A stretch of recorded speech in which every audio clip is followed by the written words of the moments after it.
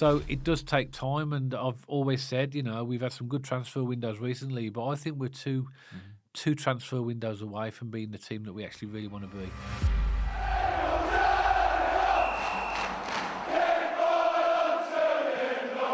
Welcome back to BCFC Royal Blue, and in this podcast, myself and Matt will be doing another questions from fans discussion based upon a community post we put out about a week ago. We've done a couple already, actually. We had so many questions, we managed to be able to split it into three, and this is the third of those little series of podcasts. So I'll just get straight into it. Matt and Ash's first question. Let's do it. Okay, the first question is from James. Hi both. Watching your videos kept me connected with the Blues despite living in Sweden, so thank you. So thanks for that, James. Question. Did either of you watch the Sheffield United versus Borough game? Now, this is going back a couple of weeks ago. For me, both teams, especially Borough, look miles ahead of us. Any pointers on what could have us playing more exciting and a faster-paced football, just as they did? Well, first of all, thank you, James. And I think when someone mentions, Dad, that we're able to keep someone else's connection with this club that we love so much, that's the biggest compliment we can possibly get. Absolutely. There's a guy in Boston who has it as well. I think there's a couple in Australia. The fact that we can somehow bridge that gap, that's the whole point of this podcast, isn't it? So thank you, James. Appreciate that comment. Thank you. Yeah, I saw that game. I think a lot of Blues fans saw that game because I've had lots of conversations with fans, and it's been similar to this. When do you think we'll get to that level that Borough are at, and you could argue Coventry, Ipswich, the more progressive teams in the league? And what I would say to that, Dad, is actually we can do it. I think we've seen this season we can beat Coventry at home. We can play fast tempo football. We can play quite sleek, quite sexy football. The key for me is consistency. We don't do it enough. We have had a good run. I appreciate that, but we look really good in games for 10 or 15 minutes. We can put a run together of 3 or 4 games where we look good, and then we fall off a little bit. And again, slightly contrary to what we've seen since January, because we have looked good, and I completely appreciate that. But to be at that level that Borough are at, and Coventry at, and Ipswich are at, and all the top teams are at, you have to do it week in and week out, and we're just not consistent enough at the moment. But I think in terms of quality, Dad, we can outplay anyone on our day. Our day just isn't frequent enough. Yeah, and at the time of recording, we'll find out tomorrow, because we are playing Middlesbrough. So we'll see where we are and where they are. But having said that, though, after that game, they've played 3 games. They've lost 1 and drawn 2. So they have tailed off a little. But I would say, and I watched that game as well, I thought they were absolutely excellent. And probably, I think that's the best footballing display I've seen this season of any championship team. I'm talking about any championship team. They were fast. The thing that you've touched on, which I think for us is really, really important, what makes us a completely different team, is a faster tempo. Once we play at that faster tempo, we look different. We look better. We look more competitive. We look like we can make something happen. But often we don't keep that level of tempo up, and that's where we let ourselves down. We sometimes slow down the tempo when we are in the final third, and it just breaks up the play because it just allows teams to get back, doesn't it? Another word's intensity, Dad. And it comes back to tempo, really. That fast tempo, that high intensity, foot on the neck, I often call it. We don't see it frequently down the Blues to be a real top contender, but we're moving in the right direction. You keep adding value whenever the transfer windows are open, and you eventually build to something great, don't you? Football's a patient game. I think we're on the right trajectory, and I think we will get there. We just need to get a bit more consistency across our patterns of play, that tempo, the intensity. And if we do that, I think next season we're going to be a serious force. I mean, who knows where we are next season, but I think regardless of where we are, if we can up that consistency and intensity, tempo will be fine. Yeah, fine. And I also think one final point for me on that is decision-making as well. Sometimes decision-making is not good in that final third where we don't make the right ball. That's partly because it's linked to the tempo, because if there isn't any tempo, there's less options, so we end up going sideways and backwards sometimes. So it's all interlinked. But yeah, I think that that game that James is referring to, I think Borough set the standard there. I agree. And that's what we need to try and achieve. Interesting for tomorrow's game, actually. Okay, next question, Matt, is from KJ. If you could sign a keeper today that would realistically play at championship club like ours, who would it be? Yeah, it's quite a prominent question, isn't it? That obviously we did a poll a few weeks back about Allsop and Beadle. There's a lot about those two back and forth, who's our strongest number one and various things. But I think you've highlighted this before. I think I have as well. Regardless of who's our first team starter at the minute, I think in the summer we still have to recruit a better standard of goalkeeper. Yeah. And I've just gone for a couple of English names here, Dad, of goalkeepers I admire, goalkeepers who I think are arguably either sort of the highest level of the Championship, or if not sort of Premier League youth or secondary, which I think could improve. So the first one, I'm not necessarily saying we could get these, by the way. They're just goalkeepers who I think we should be looking at. Victor Johansson from Stoke. Yeah. I think he's absolutely outstanding. You know, I've seen many Stoke games this season alone, Dad, where he's kept them in it. And I saw him against West Brom actually at home. He did have a blunder, but actually his blunders are minimal, and I think he's a great goalkeeper. Mark Travers, Dad, he's at Everton at the moment. He's not getting much minutes in the current season. I think he's a great keeper. And also Radek Vitek, he's currently the Bristol City goalkeeper. He's on a loan from United this season. So I think, you know, somewhere in the ballpark of one of those three, just in terms of looking at a goalkeeper who I admire and think could add value. I think those three are sort of top tier for me, who I think would be great additions. Yeah, it depends on the way the club go, whether they're going to go for young or experienced. Because, you know, if you want a player that is going to get you where you need to be, clearly I think you probably want to go down the experience route, I think. But I agree with you as well that, you know, that there isn't a huge amount of difference between Beadle and Allsop, but they're not at the level that will really get us to where we would like to be. So I think we do need to recruit a goalkeeper. I've highlighted 3 goalkeepers in the Championship that I think that we could look at. Johansson was on my list as well from Stoke. He's good. You know, look at his stats. He's fantastic. I've also gone for he's on loan at Coventry at the moment, and probably they'll look to make it permanent. Is Cole Rushworth, very good goalkeeper, and also as well a player I like who's actually at Sunderland last year. He's on loan at Millwall. Is Patterson. So apparently he's been getting pelters from the Millwall fans, Dad. Yeah, I saw that, but you know, goalkeepers are going to go through these phases where they are going to make mistakes and, you know, have poor patches. But I watched him. I can remember watching him quite a few times last season when he was with Sunderland when they got promoted. He looked really solid to me. But having said that, though, I think, you know, the Blues might look above that level now. You know, where we want to be as a club. You know, I think we're looking at Premier League goalkeepers. I interpreted that question, having read it back. I probably interpreted it slightly wrong because I thought it was Championship goalkeepers would you want, but it actually says which could play at Championship club like ours. I think my tick on that part of the question would be Mark Travers. He's Everton's backup goalkeeper, but he's still a Premier League goalkeeper. So, you know, fair enough. I know he's not getting the minutes right now, but actually that makes him surely more attractive for a Championship team to snap him up. We were linked with him in the summer, you know. Yeah, he's a good goalkeeper. We were linked with him. Where was he? Was it at Bournemouth or somewhere like that? But Brighton, maybe. I can't remember. Yeah, somewhere like that. Yeah, but we were linked with him, and obviously he decided to go Premier League. Did you say Bournemouth? Yeah, I think it was.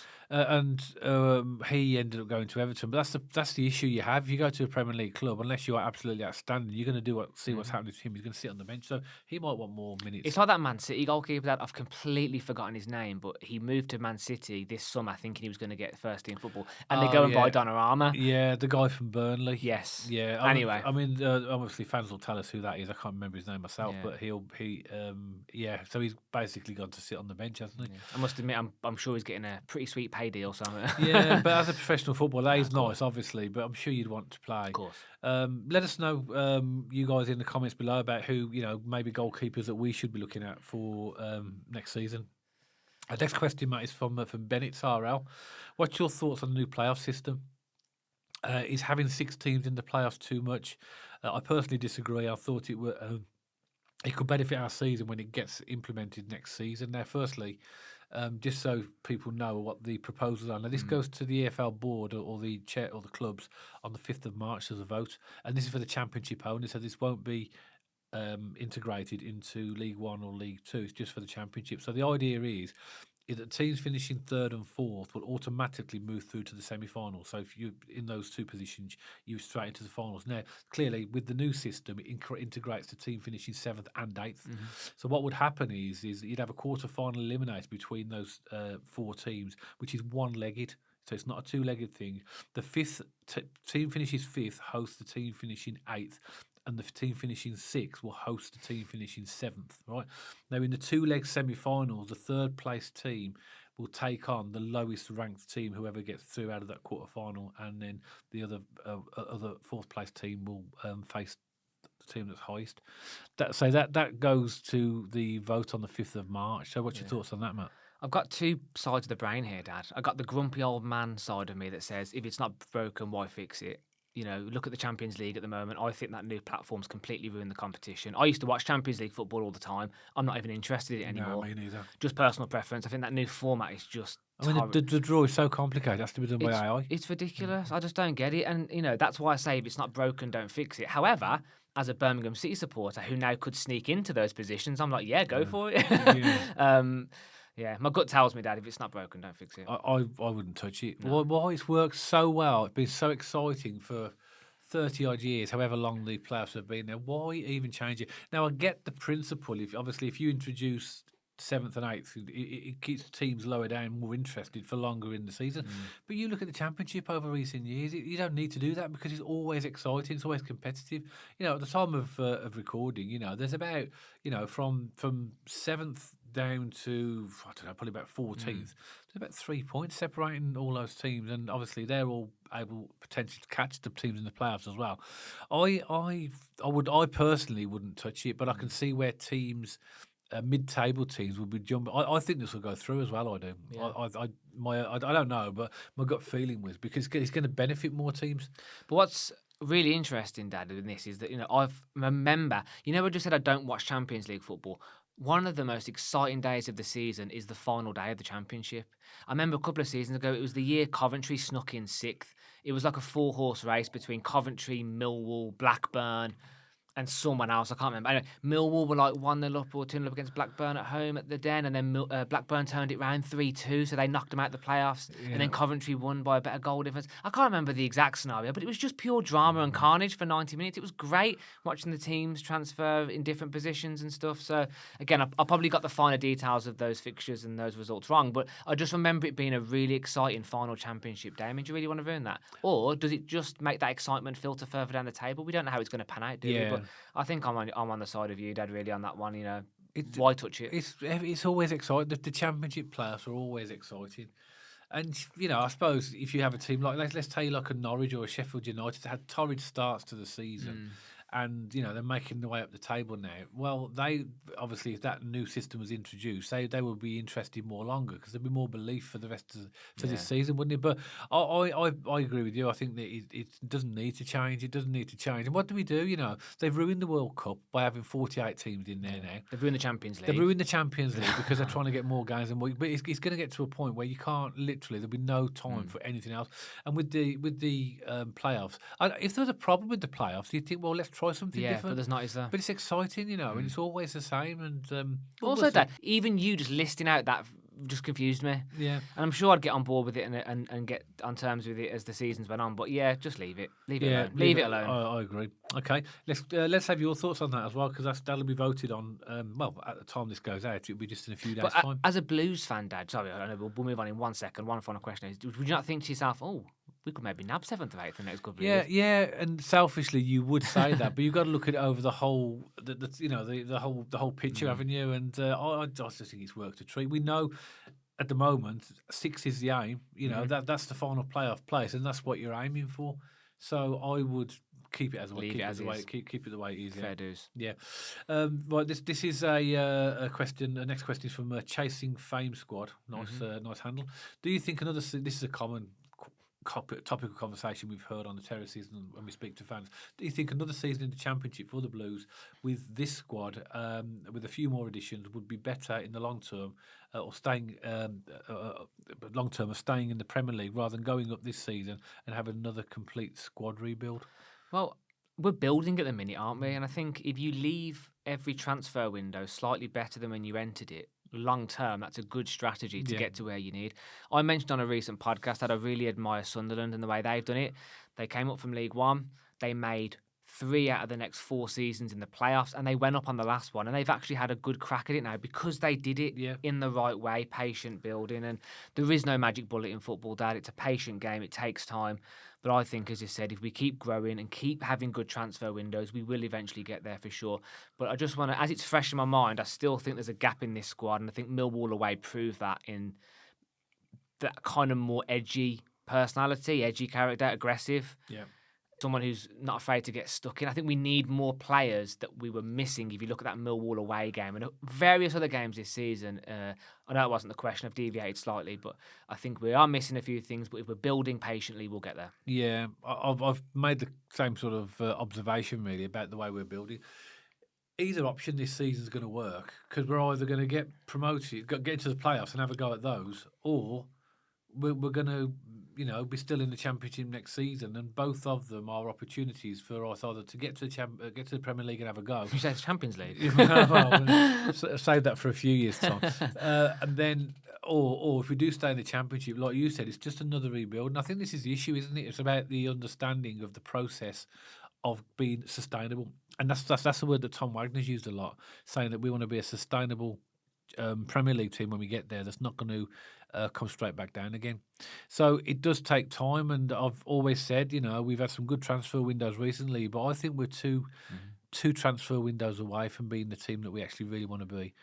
So either would work for me. It's and I don't think I slightly disagree with where the comment there is that do you think we should have another complete squad rebuild? I don't think that's going to happen now. I think that we saw a lot of turnaround in players over the last 2 seasons. And I still think we'll see a turnaround of players in the summer, but I don't think you'll be at the volume now because you've got that core of quality now that you'll start to build around rather than ship them out and try new players all the time. Yeah. So I don't think it'll be an overall massive squad rebuild in the summer. It'll just be adding that extra quality, like goalkeeper, like we mentioned, and adding those attributes that you've mentioned that we actually need as well. Because there's players in there now that are going to stand us in good stead for the next few seasons. They won't be changed. No. Yeah, can't add anything like that. Yeah, so interesting question, that one. Next one, Matt, is from Ryan Marlborough. Thanks for your question, Ryan. What other statues, if any, of former Blues legends would you like to see erected either at St.Andrews or the Powerhouse? I'll let you go on this one, Dad. Well, we've got Trevor. And, what's the criteria for a statue? What's I guess the thing that I think of is club legend, isn't it? But legend for me is only ever available on a couple of spaces because it deteriorates the value of legend, doesn't it? And for me, Dad, again, I wasn't fortunate enough to see him in my time, but Trevor clearly holds the candle for the legend of Birmingham City, doesn't he? So well, I think we know that statue's going to the Powerhouse when that. Well, instead of statues, what I'd like to see is like. They had them at Carrow Road, Dad, on the outside of the stadium. They had big posters of their players. It would be good to have, posters of like, Bob Latchford and, Dugarry and, Well, we have got that around the ground in terms of... Yeah, but in terms of statues... We've got the, what's it called? It's not a montage, that thing with Jude Bellingham in it. Yes, I know what you mean. I forgot what they're called. Not murals, are they? It is actually. It's a mural. Yeah, it is. It's a mural of Jude Bellingham and Trevor and stuff like that. And there are others around the ground, but for a statue, the only one I could think of, it would be Joe Bradford. He's our current top scorer from years ago. But I think in order to have a statue, there has to be a reason in terms of a criteria, and Trevor's the only one that I could think of at the moment that fulfills that type of criteria that I would imagine. Because where do you stop? You could end up going through some of the star players that we've had, and see that star players aren't legends, though. Are they? Yes, that's the same. Exactly. So I'm sure Blues fans will have an opinion on that, on what they think is criteria. But at the moment, I think as long as the Trevor one goes with us at the moment, that's fine. I think so. Yeah, I think there's nothing wrong with having stuff around the stadium which is admires a lot of the good players we've had down the years, but I think to have an actual statue, I think Trevor holds that reputation only, I think. So the final question is from Loz. Love the channel and your videos and keep up the great work. Thank you very much for that. It's really appreciated. The question is, following the release of the 4th kit, and that's the one that's behind you, Matt, what is your opinion on the shade of royal blue for the home shirt? I think that the first main shirt this season is too light. The 4th kit has nailed it. Keep right on. Well, there's a good representation in this room, Dad. I've got this blue, we've got the Flyby blue, we've got that blue behind you, and then we've got that blue as well. So actually, I'm a real nerd, and I actually researched this on the internet. And apparently, royal blue, in its proper original format, is that. And that's the one I prefer. It's the darker one. But apparently, and again, please feel free to fact check this. I don't know about how true this is, but the internet and the advancement of technology has made the royal blue lighter. Like over the years, as people have kind of posted stuff online, not necessarily blues, just in general. I know royal blue is quite big with the army and different colours within the army and regiments in the army and stuff like that. But over time, Dad, the royal blue has got lighter due to technological advancements and the use of it on the internet. Apparently, that's what I read. So that's how you get this lighter blue. That's the original. I much prefer that if it's a personal preference. I think that is to me is the original Birmingham City royal blue. Yeah, I like that as well. I'd like to see future home kits that use the blue to have the dark shade of royal blue as well. Totally agree, Dad. And it's a much. It just says, it just says Birmingham City, that one to It me. just looks right, doesn't it? Yeah, I agree. Yeah, I mean, I don't mind that shade you've got on, by the way, but it does look light. It is a lighter shade of blue, but royal blue to me is always going to be that darker blue. I was glad when they brought that kit out. Yeah, It's amazing. fantastic. That's the best one we've had of a penguin kit so far. 'Cause we did have the one recently. I say recently, about 14 years ago, with the FNC investments on it. That was a penguin kit, but nothing hits like that one does. That one's amazing. That would have been amazing if they'd made that the main home kit, the main first kit this season, because it's a commemorative. They could have put a gold badge on it. Like that they've done with the, having said that, I don't mind the home kit this season. The first kit, it's good. It's a good kit, but that royal blue, that penguin kit is iconic, and it would have been fantastic for our centenary year to have that as the main kit. But we got one, anyway, and very popular as well. That shirt is best seller, I think. Yeah, or if it's not the best seller, it's the fastest ever seller. But either way, it's broke a few records along the way. I think there'll be more available after the World Cup, is it, or something like that? They're getting more manufactured. You've now had to go on the waiting list for about 6 months, and then they'll ship them out in a couple of months' time. Well, yeah, that's it, Matt. No more questions. Great set of questions, and we will do some more of these later in the season. But as you can be aware of, most of our season at this time of year is made up with pre-match and post-match podcasts. But when we do get time, we will add in these type of things, and we'll put out another community post at the appropriate time. So we always love it when you send your questions in to us, and always love to hear your views as well. So for all the questions that we've had here today, let us have your thoughts in the comments below. If you did like this podcast, don't forget to give us a thumbs up. And if you haven't checked us out on our social media channels already, pop along to our X page and our Instagram page. And if you'd like to watch or listen to your podcasts on Spotify, you'll find us on there as well. And you see the handles appearing for all these channels right now. If you haven't subscribed to the channel you'd like to, and there's no obligation to subscribe, but if you would like to subscribe, then hit that big red subscribe button. And if you want to be notified every time we put a new podcast out, there's a little bell icon next to the subscribe button. If you hit that, then you'll get notified at the moment a new podcast goes out. So that's it for this one. And myself and Matt will see you on the next one, all about Birmingham City.